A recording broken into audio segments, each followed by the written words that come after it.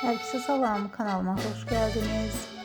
TRT1 ekranlarının sevilen serialından olan Taşacak Bu Deniz serialının kamera arkasından yepyeni görüntüler geldi.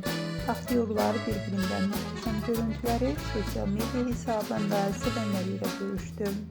Biz de bu görüntüleri sizlere təqdim etdik. Buyurun izleyin.